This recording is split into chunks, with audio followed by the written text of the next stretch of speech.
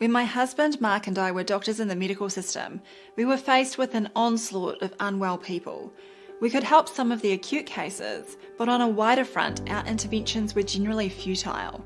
A major problem back then was not knowing what really made people ill in the first place. The fatal flaw in allopathic medicine is the focus on suppressing symptoms instead of identifying and reversing the underlying causes. And when people remain sick despite all the interventions, the system invents a cover story. In the present era, one of the biggest cover stories is viruses, and the public have been led to believe they are a constant menace to humanity. However, there's a problem. The entire virus model has been eviscerated and relegated to an unproven hypothesis. While that may be so, one of the sticking points for many people is, but if it's not a virus, what made me sick?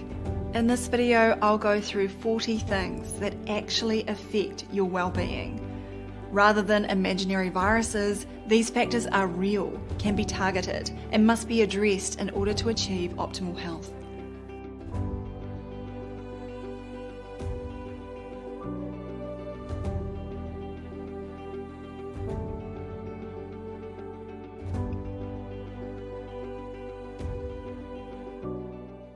Almost all of us have been lulled into the virus story at some stage of our lives. When we have a spotty rash as a child, or fever and aches when we are older, it's blamed on a virus.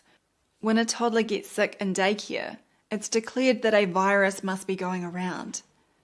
When a friend develops a so-called autoimmune disease, a hidden virus is implicated. And when a family member suffers from chronic fatigue, it's suggested they have a post-viral syndrome. It's tempting to think that some contagious entity could be responsible for all of these things, but the virus model is a false paradigm.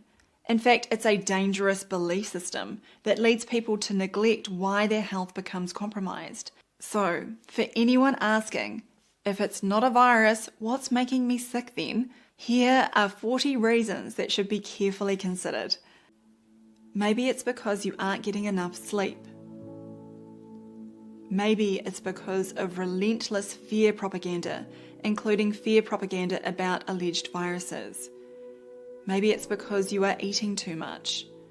Maybe it's because you are not doing enough exercise. Maybe it's because your diet consists of highly processed, nutritionally bankrupt foods.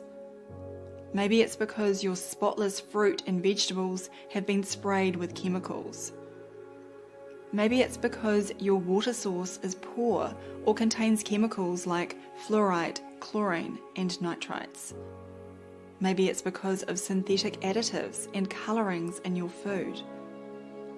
Maybe it's because you ate a natural food, but it was no longer fresh.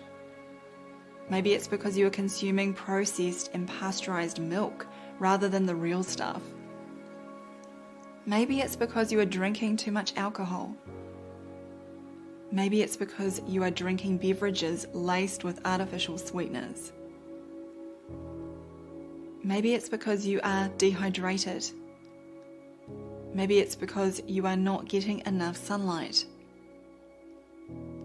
Maybe it's because you are not grounding. Maybe it's because the seasons are changing and humidity has increased. Maybe it's because your home is too cold or contains excessive mold. Maybe it's because your house is made of materials that leach chemicals. Maybe it's because of a pharmaceutical or supplement you are taking. Maybe it's because of a vaccine injury. Maybe it's because of exposure to heavy metals in dental fillings or contaminated fish. Maybe it's because of aluminium toxicity. Maybe it's because of the chemicals in cosmetics, perfumes, and personal care products. Maybe it's from exposure to hand sanitizers, harsh cleaners, and synthetic wipes, or chemicals in dry cleaned clothing and your furniture. Maybe it's because your bedding and living spaces are unhygienic. Maybe it's because you hate your job and are seeking a way out. Maybe it's because you feel abandoned and scared. Maybe it's because you are in an unhappy or toxic relationship. Maybe it's because you feel lonely. Maybe it's because you resent something that happened to you. Maybe it's because your life lacks purpose. Maybe it's because you lost someone you loved. Maybe it's because you are worried about money. Maybe it's because you live in a noisy environment and are assaulted by artificial sounds. Maybe it's because you are immersed in the digital realm and have lost your connection to nature. Maybe it's because of constant exposure to screens and LED lighting. Maybe it's because you are bombarded by electromagnetic fields. Maybe it's because of air pollution. Maybe it's because you are in a state of dangerous toxicity and need to fast. Maybe you don't realize that our bodies are perfectly created and can heal spontaneously. So there we go. The next time someone asks what is making them sick, if it's not a virus, you can check whether they have considered these 40 reasons. By no means are they the only considerations, but it provides an excellent starting point. Thankfully, there is a growing realization that the virus model has nothing to do with health and everything to do with serving vested interests. The next step is to help people take back control of their well-being through the principles of right thinking and right living. Please share this video with anyone who may benefit from the information, and I hope to see you all again soon. If you enjoyed this video, please visit supportdrsam.com